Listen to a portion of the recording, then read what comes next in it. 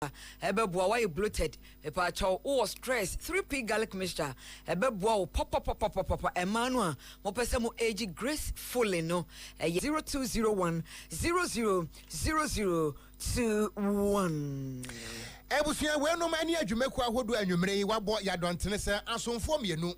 yense nkonwa anwadwere nam ese keji madam awobie akwada ezipu edia mejeso eye grand stakat ya mite nkura woko Okoyeabour Okran mene Piesie Lardi and some no entremo enim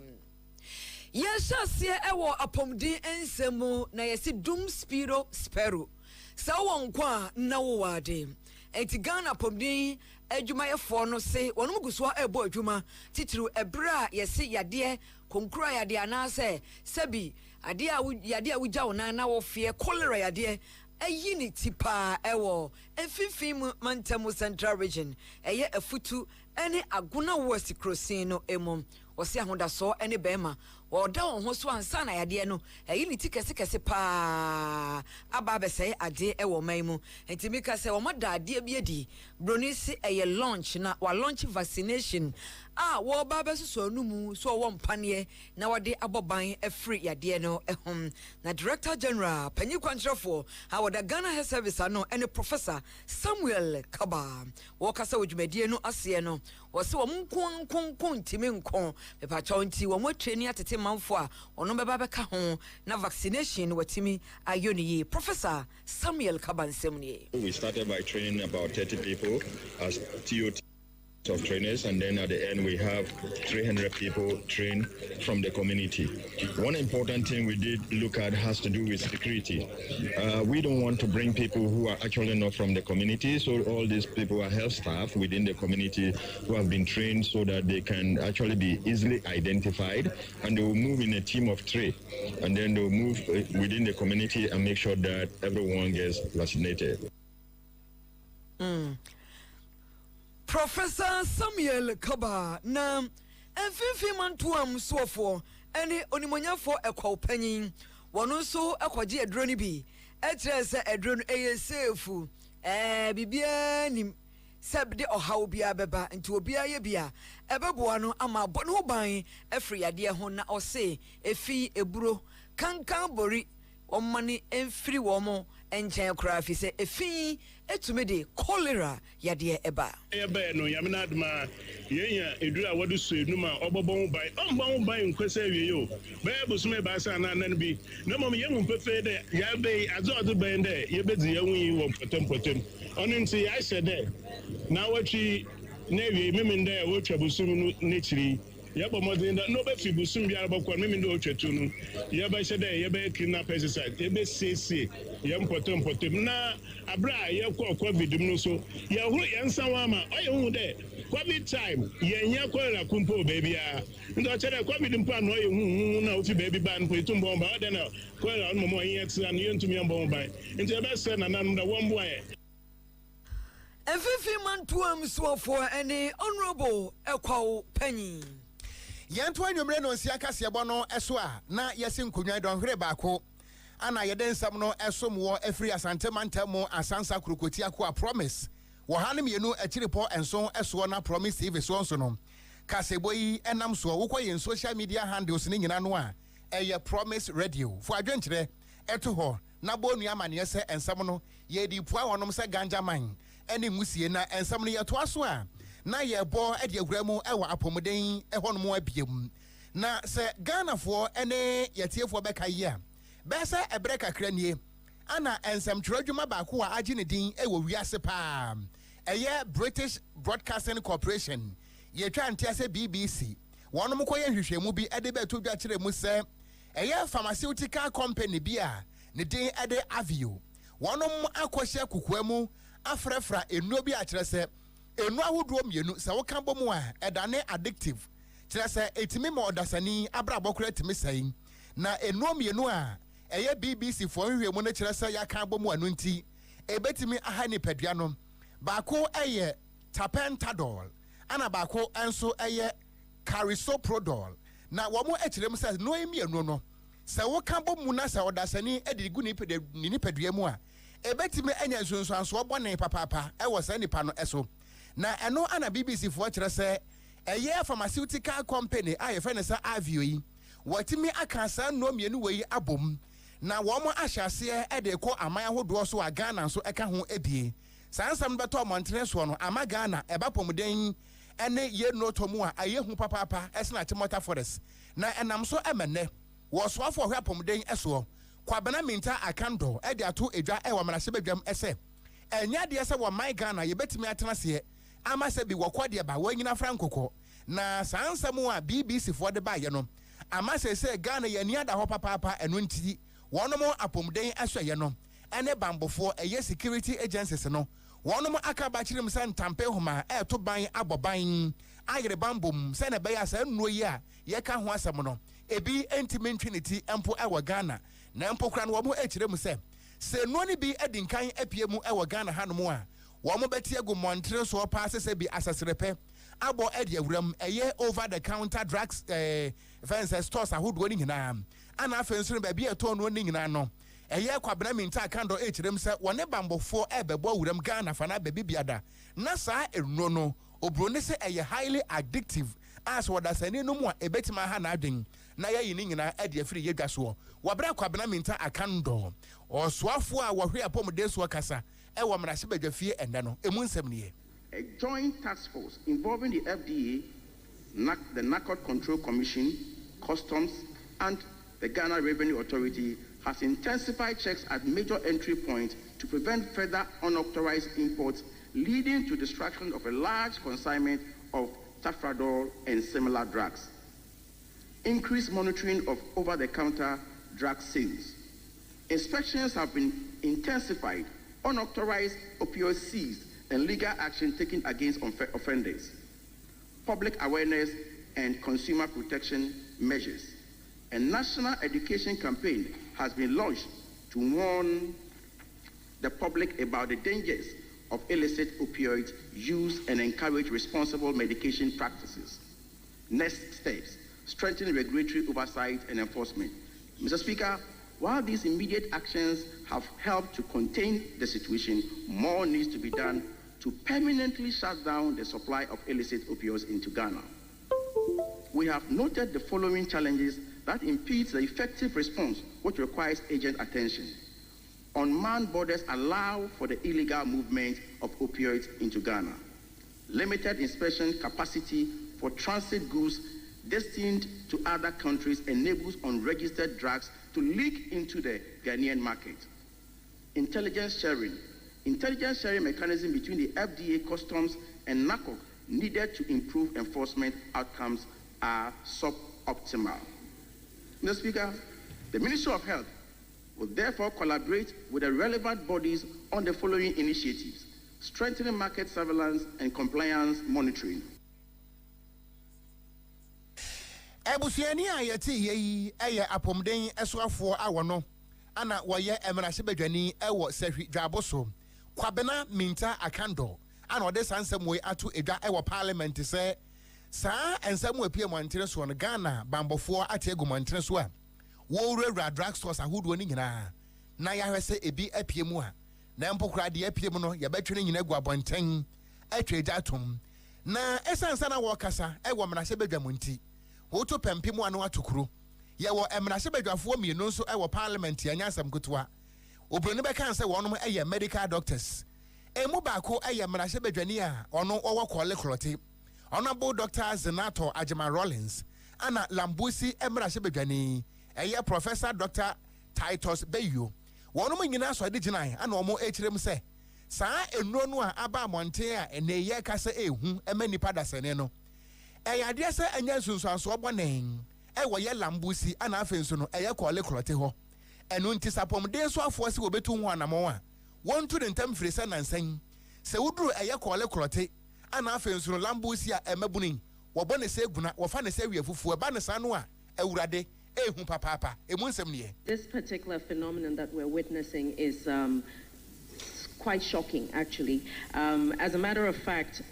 in my constituency, we have a cluster of schools, the Niamugi cluster of schools, where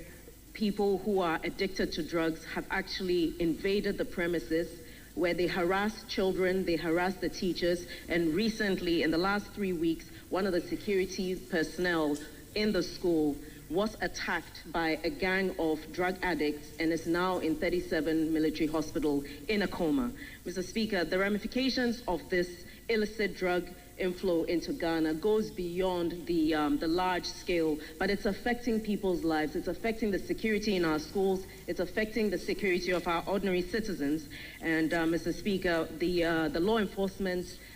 agencies responsible for this need to be strengthened. We had, up until a few weeks ago, collaboration between the U.S. government, specifically the Bureau of International Narcotics and Law Enforcement Affairs, with the government of Ghana in helping to combat some of this transnational crime and illicit drug use. Mr. Speaker, this is a national security issue because it affects our country in so many ways. It's affecting so many sectors, and it will probably require a whole, multidimensional approach in order to actually effectively deal with this issue. The issue raised by the BBCI investigation, in my view, smacks of deliberate poisoning because these drugs were not made for any medical purpose. They have never been used anywhere. And the combination is a terrible combination of a potent maxillary relaxant and a very addictive opioid. And when you take these two combined in one formulation, it is unacceptable. Enti enia yeti ye eye emrahye bedwafo mienu oba na wodi nka kasa ye no eye emrahye bedwane a wono owo kole krote abato mpesua so nkrapompude mantemu honorable Dr. Zenato Ajama Rollins eno no ana wo be mayin so wade brofu twato yi enso eye MP a wono wo Lambusi honorable Dr. Professor Titus Beyo wo manum nsem ana wote ye no Yefri honi yenko sikasemu fisekudiba wasaba yemfesike ni agro. Enano ena His Excellency Awula John Dramani asankusuma ama Ghana bampenyi ebo nipa mienu din se Ghana yensika krabia batan Bank of Ghana wamonkoheso Dr. Johnson Pandit Esiama wano beye governor na fe ni first deputy governor wano so oboni din na ene Wamo eswai ewe Jubilee House na His Excellency Awula John Dramani Mahama asha won say Okoye adwuma no wanya adwuma ni ye wonfa akomamukan trimufan enya adwuma no ebie uno nso womomo Bank of Ghana sikakrabia ba time ho ban say eye sikakrabia ejina ho gran ejina ne namro mu a bibia matabata ho a ode ne ho enti wo hwene sa na nya adwuma se de beya ye man Ghana ebetumpon ewe sikasem eni mpuntu. The lessons of the past remind us of the dangers of fiscal recklessness and the lasting harm it can inflict on an economy. When government resorts to unsustainable consumption, expenditure, financed by excessive and unregulated printing of money, the consequences can be severe, from spiraling inflation, erosion of incomes, to driving millions into poverty. Such actions not only weaken public confidence in financial institutions, but also threaten long-term stability. To safeguard our economy from these risks, we must uphold responsible fiscal management, strict adherence to legal and regulatory framework, and protect the independence of the Bank of Ghana. As President, I'm committed to ensuring that the central bank operates free from political interference, guided solely by its mandate. This is the path to building a resilient economy, one where policies are driven by discipline, foresight, and the best interests of the Ghanaian people. One thing for sure, I'm not going to come and ask you to print more money. Ghana mampenyi His Excellency Awula John Dramani asankusuma hama se nyadi ode no ho ba fore wonsi kasemu predo kakra bi bum print sika kakra bum print sika debi won fa amanyosam emme fore Ghana sika krobia batan Bank of Ghana ho wonye wonadwuma sede wontumi etie Yento akasiabo no so enko ensamfoforo emu a na yeba asante mantam mu kumase na yenyina yanim se kwada so wood market efiti yankatoa epenso ehɔ no mo ana na adwadifo ema ne mema wɔtɔn nneɛma nkakra ema yɛn so a yɛpɛ bia to etimi kɔ ɔkɔkɔtɔ bie na obi nim de efiri soro bɛte bayira homa mu a yɛkasa yi po na watimi abɔmpɔ na awerɛhosɛm a efiri hɔ ba nansa kyerɛ sɛ wogya brantam ɛtɔ kwada so wood market ema adwapadeɛ ɛdane asatoa nkɔfo apatadeɛ ne nyinaa hye dane gya bidi a kyerɛ sɛ ayɛ awerɛhosɛm paa na ɛno ana mpanifo kyerɛm sɛ efiti bra egya no ɛhyɛ yɛ no ɛsɛ sɛ wɔn mo sa twitwa asase ne foforo na wɔn mo kyɛ ɛde ma adwadifo a na wɔn ɛwɔ hɔ no na nhyehyɛ baako mpanifo de aba ne sɛ esi ano a wɔn mo twitwa asase ne foforo no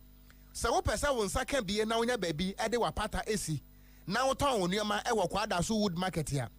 agye sɛ titi sika no 40 million ene 4,000 Ghana cedis agye sɛ wɔtua ansa na ɛno ana adwadifoɔ no kyerɛm sɛ baabi aduro no ɔhana no ɔden ɛno nti mpanimfoɔ ho mmɔbɔ ifiri sɛ to deɛ yɛsa paa ne sumsɛn asotoro mmienu ani hahanen ɛno nti nka mpanimfoɔ hwɛ na wɔn mo mmrɛ mu bi sɛ na bɛyɛ a wɔn mo a ɛgye 40 million ansa na apata dabrɛ yɛtwa ma wɔn no wɔn mo atimi ate so kakra firi sɛ 4,000 deɛ ano ɔden paa na ɛnɛ wɔbrɛ ansam no ɛkɔ so no yamane boni Dorcas twumasi dankwa ekopie mo hɔ no mo a wɔde amane bo sɛ ana bra yɛn edwadifo a wɔkɔ adaso wood market a ɛwɔ asante mantan mu aka sɛ tia wɔn dwa a ɔresi ne foforo esan egya hyehye a ɛtɔ wɔn bosomi a etwa mu no sana obɛsɛ nya biaye a ɔtidi wɔn dwuman ɛwɔ sɛ obiara tia enka ni sika empem 9 metre 4,000 Ghana cedis ansana wanya dabre edi wɔn dwa biem na edwadifo no ɛbo enyo esan egya hyehye a ɛtɔ wɔn ɔmo akɔ ahonyi nti wɔhyerɛ mpanimfoɔ sɛ ɔmɛka bi ma wo baabi a enipa ne te no ɛwɔ so a na yɛkyerɛm sɛ 12 by 15 enipa ne tua 4,000 me no kasa ebi tua more than 8,000 9,000 80,000 800 million obi a sɛ ne mfidie nyinaa ase ne twati ase wagye load ɛyɛ dan ɛna ɛsɛ wɔ sɛ twasi ɛno na yɛ apili sɛ na ɛsrɛ wo afe biara so a wode maa yɛ no afe biara so a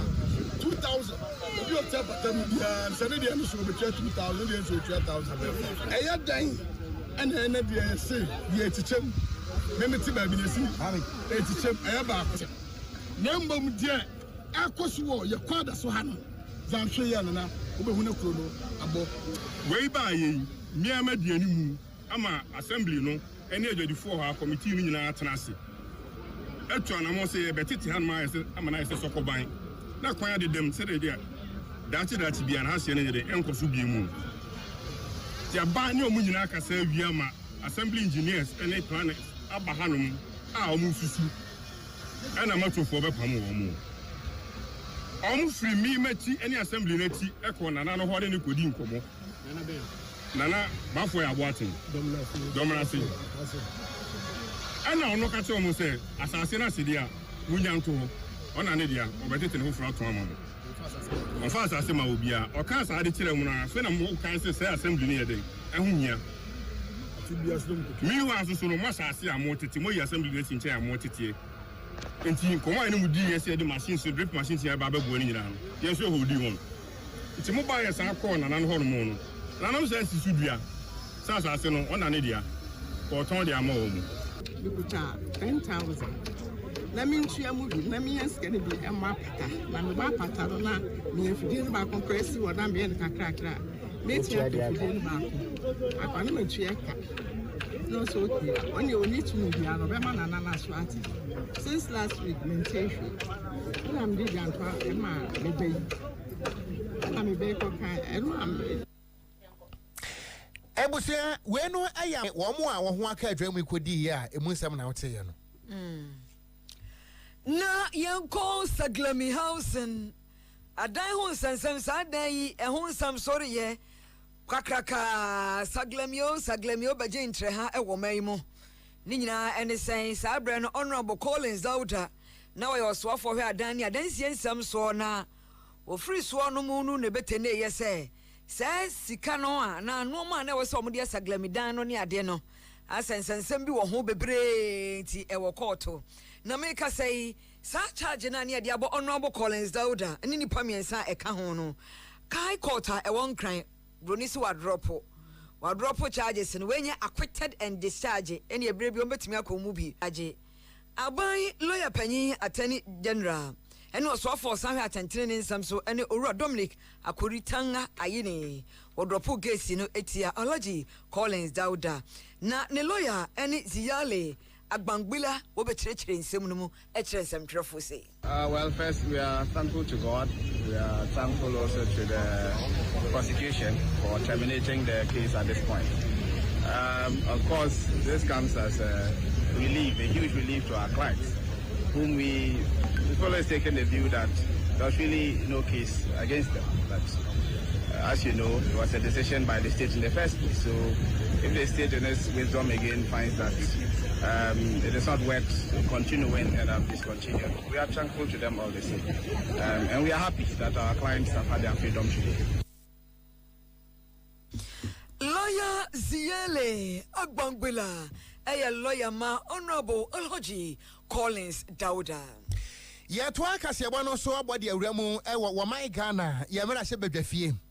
Na Emrase Bedwani and Watia Kunaso, Emma of Francia Yrebi. Me ame wa fa se kwadwo wopon enkroma anane wode ato dwa na wo kire mu ese se wo man Ghana ebetimi atumpon titiriwu ene infrastructure emu a na eho ebehia se aban no woni ankrankre wonka ema kire mu se Roma fo ekosi efunu de e kan se public private partnership PPP no wo se no betimi aboa pa efiri se edua ba ko entimi enye kwaye yewura eye kwadwo wopon enkroma ekasa no ana wo kire mu se eba infrastructure ene hu dwumadi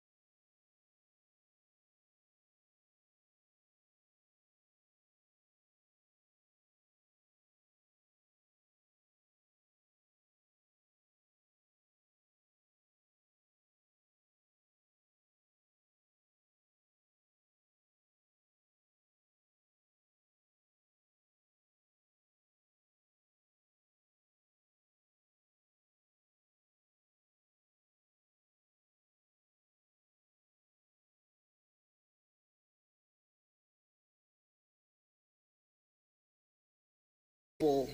the strengthening of the project development facility. Once this is strengthening, we'll be able to provide some funds for early funding and technical assistance so that we can have well packaged projects that will be very attractive to investors. The other point is also addressing the bureaucratic delays and regulatory uncertainties. Na enwache no yewra Francis Asenso Boache ede todwa echire mu se ne ebe ya se kobampo se ebia aban no wo ye mpuntudwuma bi na ebia eye PPP eye public private partnership ni bi ana wo ye a ebetima ko nka ne nampo ya hwe approval process ebia eni paso mesia ede contract na ema no ya manafe abosome mienu and I am an hour tree won't fenye. Na enquete say what when trying and answer point training a woku inteno. And penifo here na PPP Act. Act 1039 no penifo here na onyemu ensachrai. I have experienced a number of occasions where projects are delayed at the procurement authority level, all because of the bureaucratic nature of our procurement processes. And that is why I want to call for the review of the PP Act to streamline processes and introduce clear timelines for approvals. So Speaker, once that is done, we will to fast track the processes leading to the adoption and the implementation of PPP projects. Additionally, Mr. Speaker, I'd like to support the proposal by the maker of the statement to allow for direct negotiations in cases where competitive bidding is impractical. As long as, Mr. Speaker, there is the principle of value for money and transparency, sometimes we don't necessarily have to go into competitive bidding. Ebusuani ayeti yeyi eye emrashe bedwania wati akunya so ewo bantama abato mpesu aso asantemantem ha Yewra Francis asenso boache ene emrashe bedwam ana asansem wanyina no etodwa yanko afuomu na yanko he kriayo ho faso na yakasa fa tritikum esticum huiti ho asam ene yakan botanical name no na adwumakuo bi wo omaimu Ashanti region Kumase Arima Farms ene nidin wo mudi akotene e wo agri business enterprise mu e kirese no baedua si e di dwuma e dane aduane ene ne ekeka ho nyina wodi ho dwuma na wo se wo mo ba se won ba betense won ba betintim se pila abo ama hwiti ho adwuma akoso e wo omayimu ene America say wadane di kura broni friend launching wo yi na di akire afre otufo setutu ababiewu enam sini koho kokasa ama o say enemu ode pa na managing director Emma Arima Farms ene Madam Salai manikam launching no na wono eye no kasa kakra. To accelerate production, we urge the Varietal Release Committee to fast-track approvals, ensuring farmers can cultivate without delays, protecting intellectual property rights, and securing fair market access remain key to attracting long-term investments. Our global partners, Mahindra & Mahindra and Jain Irrigation, bring cutting-edge mechanization and irrigation solutions, while the Indian High Commission in Ghana and ICAR, Indian Council for Agricultural Research, continue to strengthen Ghana-India agricultural cooperation. Beyond wheat, we recognize the contribution of Dr. Kennedy Ageman, soybean production, and Dr. Michael Kwabena Osai, whose tomato project with ICAR is now in its second phase. Arima Farm's journey in Ghana began with the vision of our chairman, KaseÄ, who saw the potential for an integrated agricultural model to transform food security. Today, we take another step toward that vision. This is more than a launch. It is a call for action. Together, we will achieve wheat self-sufficiency, empower our farmers, build a stronger agricultural future. Dr. Phyllis Frempong, ono ene kandinia udi animu se yebehwe ama ye wheat jumedi akoso o man Ghana mu. Wojidi se wohwe amanaman atwe ho ahia bi se Burkina ye Togo, Nigeria, omu enyina etimi dua wheat emane ye. Denti ena office Ghana yesu entimi nua bi eno ena ka ho bi a woni Arima Farms etu sa na mo na sesei omo aye aba ye de be ma akuafo omo timi ede adua wheat ama Ghana is to develop our very own wheat. And the Arima Farms Managing Director Emma Arima Farms Madam Salai Manikam ni speechi ni kasa oditu jano ani ekofe bi bae no. Yetwa KaseÄ no so ana Minister of Science, Technology and Innovation Honorable Ibrahim Murtala Mohammed what they are told just say one more a total a scraps no a scrap dealers no one more has one more near my and one would media one more ediano and conyansun sanso e wo body bobre and a yatanaya environment no eswo and when to watch them say bad and say biaba e kwan ya fa so wa ya to enmura eguo ti say bia plastics ne ade no wo best scrap dealers ne pa say wo mo fa san hye no anya adwuma say na be ya wo tena be no ho ntansa no MSI Ghana ene ba bia ya tete ya mpotem no wo pani dis asem bo nyina to dwa wabra wo kopie mu e wo agbagboloshi yes scrap yard ho ana minister echire mu ese edurumre bi na se wo to nani ehwe Ghana ekwan ya yes scrap dealers wo fa so wodi won dwuma no se wan fa wo nan ensi form se wo man ya wo kine be no wo man ne be kura ne hurehure pa eno nti wo besre na wo kirem se ne so kopie mu e wo agbagboloshi ere ne mpotem a senior scrap dealers wo sidi won dwuma no ho ntansa ene ho nsunsuanso bone no ahyase a eye ne ho eno nti mo hwe se mo bedi enhyehyɛ a aban de aba no eso na enkunya nsunsuanso bone e wo man na pomoden eso particularly electronic waste disposal. We have a collection center here which had the responsibility or has the responsibility to collect this electronic waste from these young men and women and then give them some incentives. My information was that the young men are no longer willing to bring those, electronic waste here for the purposes of the incentives they get. And I wanted to find out what the reasons were. So I decided that it should be appropriate I visit here myself to ascertain what the problems or the reasons are. And when I came and I met them, we visited some of the activities, the challenges,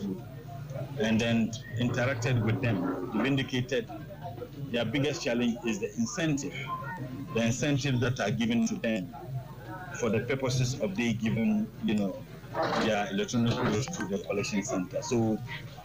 from here, I'm going to constitute a committee chaired by the chief director himself so that we can review the incentives that are given to them.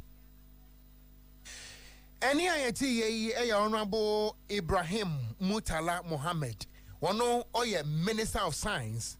Environment, Technology. So, and our answer we atuga. Also for ye what patemu Woko ye abediachre ama asuya ehwedwadie ene arokocha nsensem eso Deputy Minister Designate for Trade, Agribusiness and Industry ene Owura Samson na wokopie Parliament Appointment Committee woni a wodoso busabusa nsensem ekari nsaniani ebehu se na dwuma de ma no betimi aye na mpanifo bedwako ani momrahye bedwamu ne ekobusa ne se Owura Samson ahie ufri bodi mpotem ho na ufri ai no se ai na ba etwa mu no wo mso ma ye ya kwan power se bodi mpotem ho pa nya samotoa ene sa question we Okai Central emrahye bedwani ono wo Patrick Boma ne busa no se meme Samson ahi ewi asasam ye ahi a me fan dodo me fan hyenhye ba bi fi se trenye ho sedi edi nsam ahuro edi nsam asiem ensam mo keka se bodi mansin mu o ma ye ya kwan no ba gaski ya ba enya sa na tie just 1 kilometer half kilometer koto wa makra kilometer koto amakra enya dia empotem ho o ma no ene eye big force eye atro bogeyam no matwa to ho. Mr. Chairman, the town roads in Bodi have been fixed by the MPP administration. True or false, Kwaku? A big force. What did we do, Kwaku? You didn't even add 1 inch of that road in 8 years in Bodi district. Yes, 8 years. You will soon appear before the Government Assurance Committee to answer questions.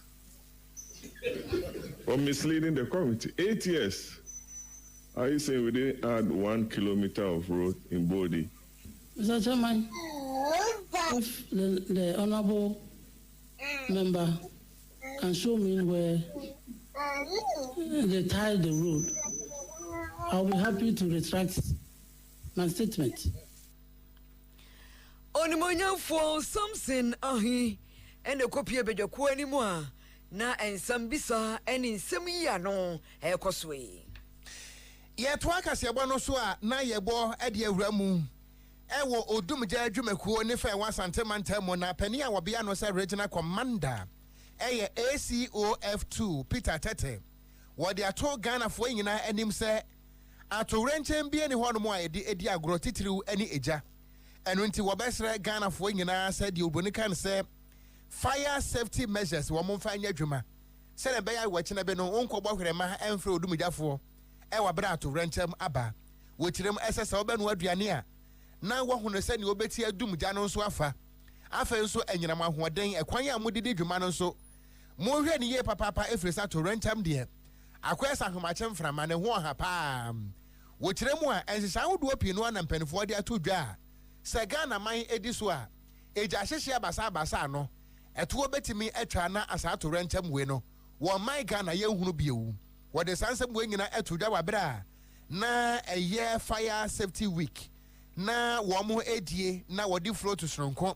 esese so e wasante mantama hi nkuro kumase ana wo pani di sansem we ene afutuo no eto edwa ye maintenance e okru e cancel pan na isempana ye kan say on betie memfono betie na nia edi eja hihye ba no on betie na omaso ano na eja hihye de nya ade a obi ape apart from that no eno so ye tinti ya home mo amu sania ye tin fifre e kwa ye fine iti bitai tituru ne say yes ati ayi safety week ye cancer empana training pa no meti na eja hihye no aba from fani ama bebre entu socket so socket bia wonia otimisua nti so o mani nyama bebre a ontimisua e bi ni say o gas cylinder leaky so they call gas filling station no mo hema no mo stop leakage no e bi ni say o fifie na wahwehwe obibia se bibia wetutu bibia fi socket nim aso na akọ brand colors ni say omu deal because mrai akaye di be fa genuine course no ni a dispatch fire to genuine fire colors asante manta mu pani a wono ana odumja adwumekuo da no ACOF2 Peter Tete ana wade sansem we etodwa wone yensem training sikapaye ana boss ankomoyi na yanko adwuma bia mu na yanko hwe de ekoso ewo ho ya ne KaseÄ kowon aiki duka aiki adwuma bia ye adwuma condemn sesa ye adwuma carpenter ye adwuma teacher ye adwuma nsem adwuma ye adwuma ni enim se ba bia benya ODB our daily bread kakra obedie de nkeno ano no nanso owura Kennedy akompra kwa Japan se da binye saa nete ene ebusa ne se won kirem no se de ha no pa ne se ye wo Ghana fo dodo no ano a wonum anim ade pa obo no aben biology wakosua pa zygomycota basidiomycota ascomycota ne saa de no amo aben wo dere obi so ye doctor obi ye nurse enso obo hwe no akotena brochire obo no ataga ne che etua nchen that's right o salute wo ye wachama wo hono o se sa de ya pop wo se enka sa akwanya no omanya no ninim de na wo no e wo no de tena omayi mu na eboa efrefresika eba ye mamu hanamo beautiful place like that, the shopping mall, everywhere you go, a Ghanaian educated board is a security guard. With this, what we have here, we can develop it.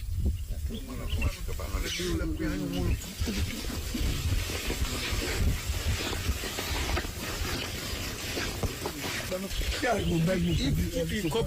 you incorporate with me, you see me, I don't want to come in, start the project, then litigation. This man will come, the land is for me. This man will come, you know. But if it's yours, honestly, when I went to Anakudu and Adidomi, and they showed the documents right there, I signed a check for 2 of them to start it. I don't mind helping you. Now, here is even closer. There's even closer. In fact, I need cooperation.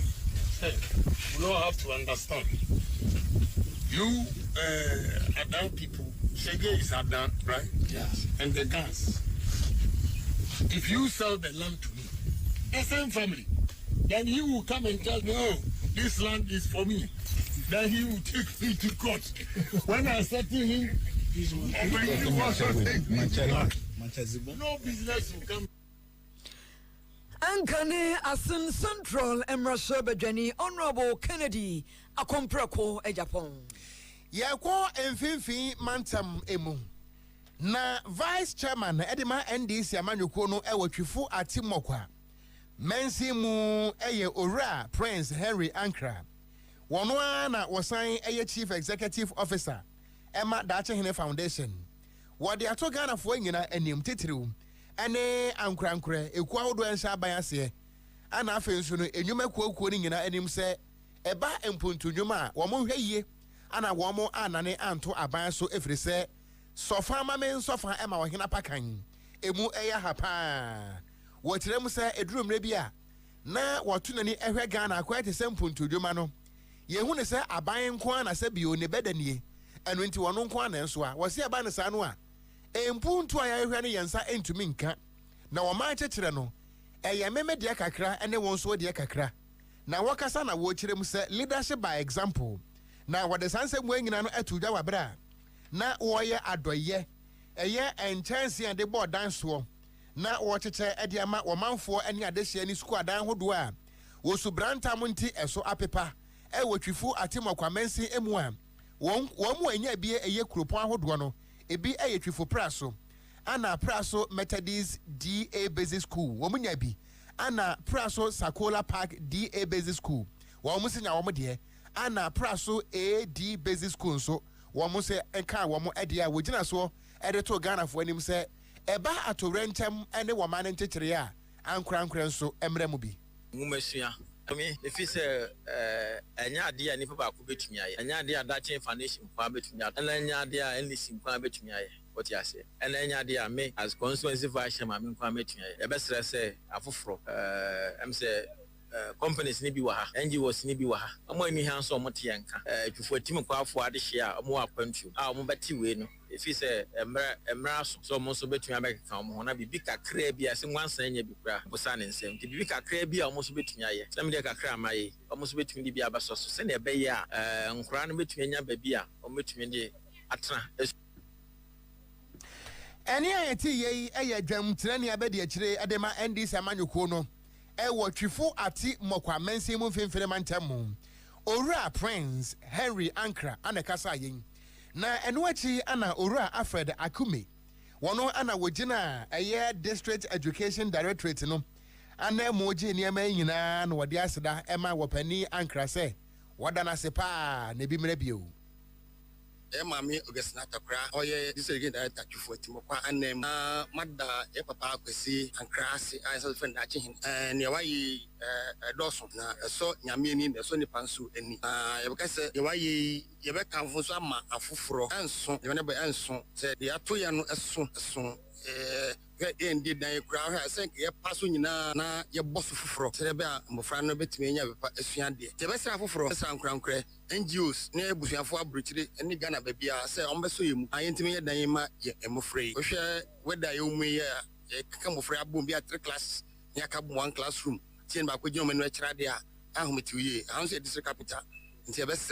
say a dom and a boy and Messo Yanfi, the intimate dying, I am afraid. Anyway, Ora Alfred Akume wono ana wogina empenfo anemu ewotwifo atimokwa mensi mu ho eje adoye edema asuafo a wo ho aka dwamu afei amonyosem dom kwabenya abotompesua no ewo nkramantem yabaka ho na honorable adwasafo na wodi ni mrahye bedwa akonya no ewana na wodi ni mrahye bedwa no ewo na ofri honom no honorable Michael Kwe no abegyinagire mu awo MPP anemu honom asenka yebeto oba no ama no na MPP anya so alata gongongongongong koye kura kire se eno ne ho ena eye be me ya no yisini otimi edi nkunim ewo honom a wono ene NDC emrahye bedwani sisia na we na ya keka nsem keka bosrem keka ewo mpotem honom se MPP executives no ene kukuru wo hye ho tachire ene on pese Orama Okokwe otimi we ne 2024 yi ni bo ho po chese momu se mo we Batman all for ye na executives yi kire se ye fanto so na ma ne nye ho na de ha omo no se de nto aduro no ensan nuru ha e din se yara kwa e ya keka bakaskia ba enye nokra na emom no omu si abrankete konkoden omu ye de ombetimi biara o wigina mo osuto bremo from ajampantrudu mu senka NPP amanyoko no ebedi nkonim ewo empotemu ehonom omu ye nsemtwerefo nhyiemu news conference ewo hacho enkran ne no na Robert Osei Bonsu ejina empenifo no anemo ekasaye concern constituency members from Dobeka Benya and church reasons ama 2024 elections no ankoye amado na omo a yes adumadi no omo nya enkofo a echi game na ye na se so we police station executive na odo position to ho na go contest say open a higher post is a coordinator MPP manager say who kono what just assist na nti ukọ na anya yi a unsa ma wachi ebi nemo sa ememe a de bubo omudi yenia alaji a contest as a coordinator oni ko na contest ya no enya aduanan alaji enya edumiensa no chese position no wanya usa ba ya no who expect say the best ayo police station MPP emra no nkyere sa na de omo kan say ye yi nipa ahansia afri album and ya mu na from Domiko Abenya 2020 na ye nyina do ye 1040 committee national edipai and a share elections so until nya police and nya Domiko Abenya constituency executives and a share elections so and also fe Ethiopia ama until nipa 1040 now we 600 film na yes akase omo dey asemi akọ national transfer wo akacham so mo fa adanse bi naso bi mra sami no be kase se na no mo de beba di amini oye NPP constituency chairman dom kwabenya abotom pesua no eso Robert Osei Bonsu ni fie and our friends trefo ye news conference e de chairman san say nya otan and omutan onimunyamfo Mike Okoyeabour enam so many do su 2024 about we no Piesie say e kom de broni ba cha wodi akanche anka kanche de nka enye broni aduane nanso e kom na abanti na ye bo pensa manane e ma ye frɛ pɛ bi we ye penku we ye penguto emu tuo se wa woni sansem hono no afedi e chama bozo bi se wankasa amanyofo e tibo nani ya no kasa o so ebi ana de omo keka nya nokre de omo keka ne se nya nokre nokre de entime nye na emom no ye tufo ana mpanimfo antie Piesie na okay ene se omo keka se ase no mo wo favorite don't come omo favorite favorite ma honorable Okwe sa na omo favorite pa say e ho na so omo work e case no yes na nkomo pesa sa you know omo nipa no ye de ni gina wa MPP din mu e na wono anya e no honorable Okwe e be gina mu enti omo ye wo na se ama na say awona ni say so say primaries no na adwasafo twerking woman when my Okwe ne gina mu okay enti amra my Okwe kura winning primaries no na it said they were winning MP selection because na den because a tough race powder a short toy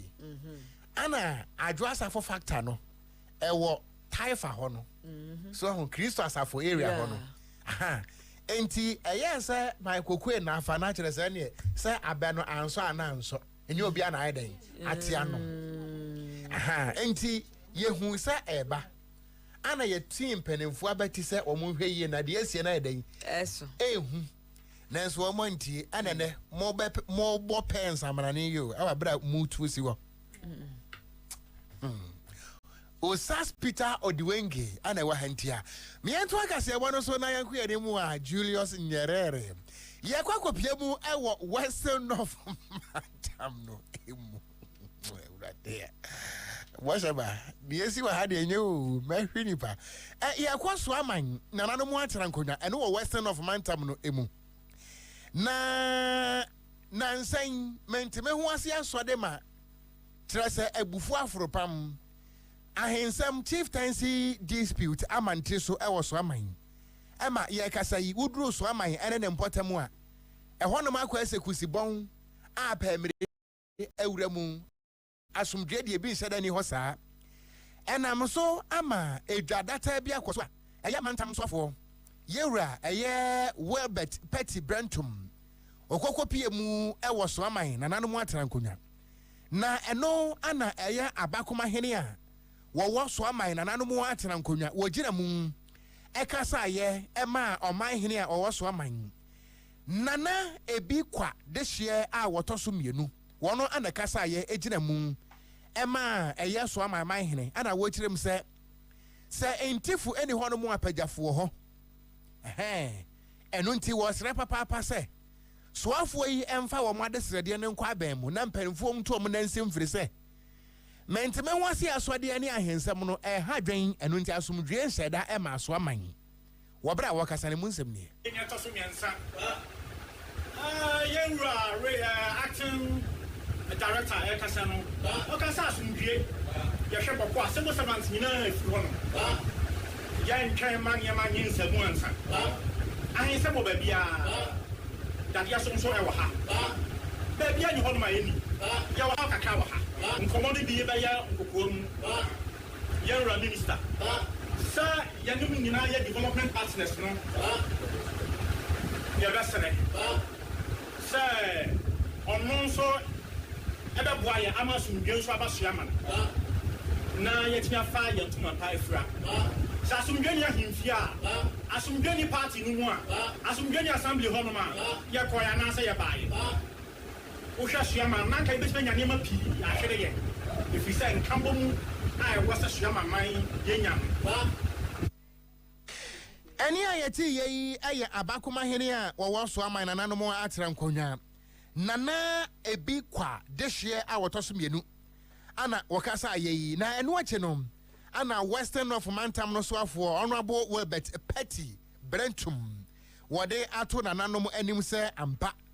yereja wane ye de aso na ato pempem nso a wotu kuro nti wonom behwe ama asomdwe no a so aman ehwehwe no wonsa atumi aka ni asomdwe a say yentumi enye nti ebesre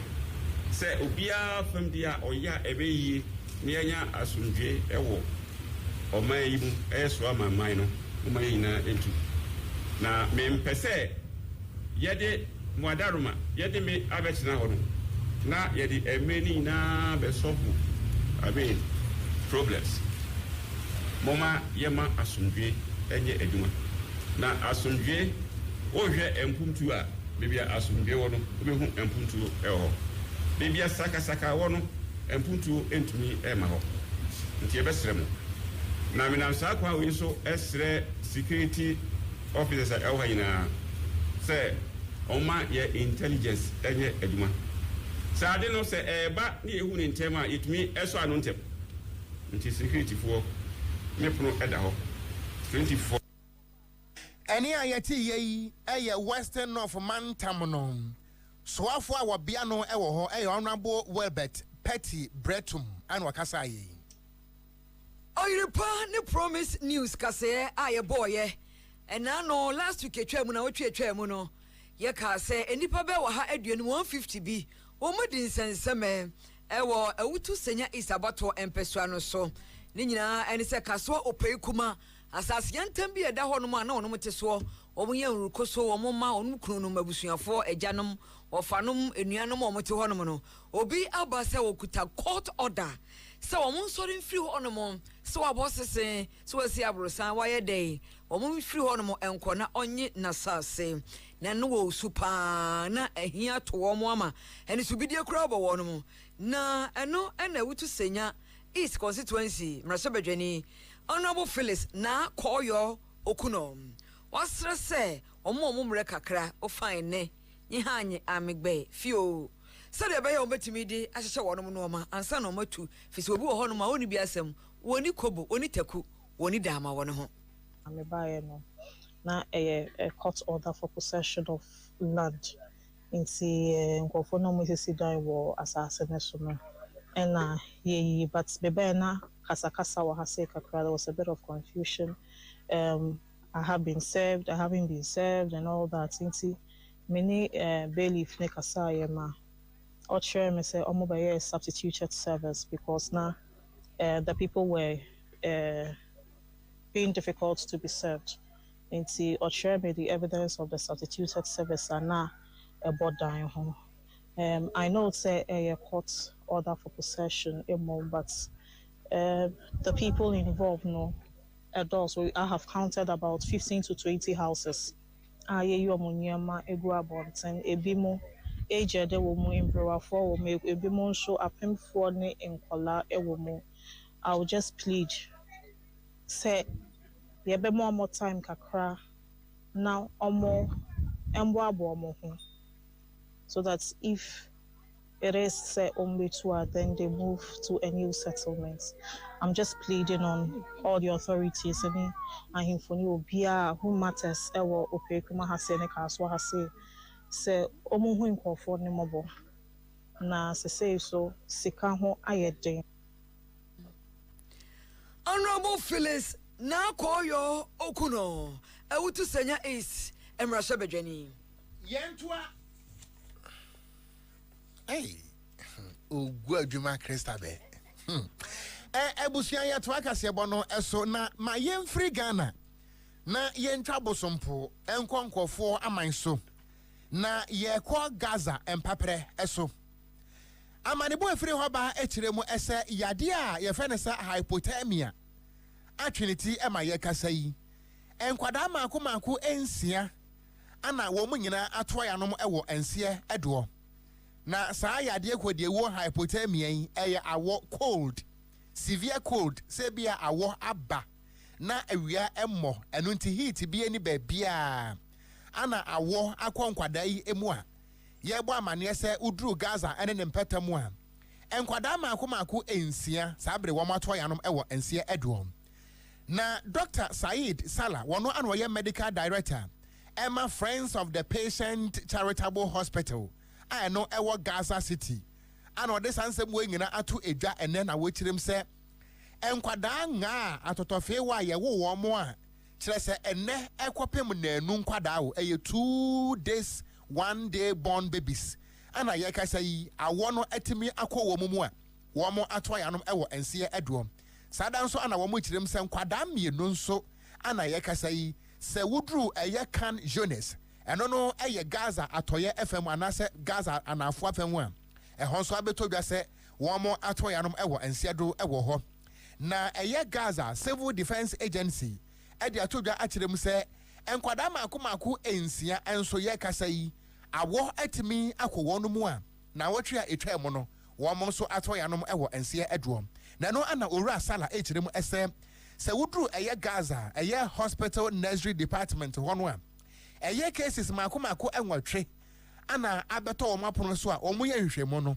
enkwada nketenkete afa na ya wo no mo ebia dakoroba na enu nansa emkwada no hypothermia yi etimi akọ wo mu asabre yi intensive care unit eho ana wo mo eda aya awrehosam a wei ene amanone ensem kakra emunya de efri Gaza mpapre so eba emu nkomo ane ade asom wei yanko Sudan so yakase nowhere cool baby anyo ya yanwane a eho so eka ho efri se tutura force atwom wono mache ho ata wo mani asesa kaji no beti po jan ne atuo empia oni ade ekum manfo e wo mpotem ho esan nyanya abo manfo e wo man no muntim South Sudan e wo tukotenafo wo mo bia ye fra ho zamzam camp na ho nipa wo ho be ahanum 500 na yesese de ekono ene atutrafo ye omo ho wompotamu nti aduane kro mu nya bi ndifi se nipa stro so omo be kompotamu akoye wono mu adoye ama wono aduane adi enkwada akese empanifo eni ase nyina atotomu osukom ene kom ena ekum wonum ewo ho nanso ekuo bi a wobofri French man mu a ye from Doctors Without Borders ewo French KaseƐ mu no mudin no otwa ne tia from MSF omso esuomo obigine mo mbebo adwumaden e de abo manfo no wo ho no mu a wo mo hospital a e wo ka mu omode na mo hwihwi no so mo ri twa mu hwa no woni a waprepra wo hwe wonu makuro woni a wakodafse atwitwa ahwe no wo hwe wo mo se de be ya onu benya ahode nti wo se de hu wo to hu aso manfo se won twamra from ho mebo won no efise nkwada dodo no aye man norosha wo munya aduane papa ni akohweko adidi wonum awidie mu ene na abusua ekwatente bia no ekowie ewo aboboa anom enwomre nsemu eboaboa no de so mo se KaseƐ ewo Promise FM 102.7 ene Promise TV so no yedi besi ewo nansa na yebeso so no we no eye madwo ohun nti yede madwo stronko special good evening eko ede ama obapa adwoa obapa adwoa Piesie oton nioma ewo KJT Dubai gate 13 okay ana wose news no emu odese anomanam eno nti yeda ase papa obapa adwoa se nwumre wose wutie news no papa nyame wonhyira wo pa yo eyen kaibo ewo ha yen fanto aswe management Oyerepa Promise adwumayefo nyina ye beka no Promise Broadcasting Limited ade atoye ni fi se yenua baako free mu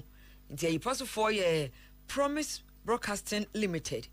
ora JP Kote Johnson abusuapanyi Okran ora John Esekusaki twufo praso ora Mark Mote John Wokasoa Edward Kofi Asibu Okran ora Emmanuel Asibu Wokasoa Mama Mary Johnson ewo Kumase Madam Comfort Mote and crying at Afrana Kaaba, and Yanumane Mema and Reverend Francis Adontain Watema, Elder Andrew Kobana Van Dyke Watema, Richard Adontain, Bishop James Adontain Godley, Ben George Jemfi Wukumasia, Ebenezer Ben George, Monica Ben George, and Elizabeth Ben George. It was your Santi Tressa Wonum Enya, Wonum Dishe, Nana Entry, near Tafreno Alexander Ade Entry. Waka baby when you free share aduana nsia abusua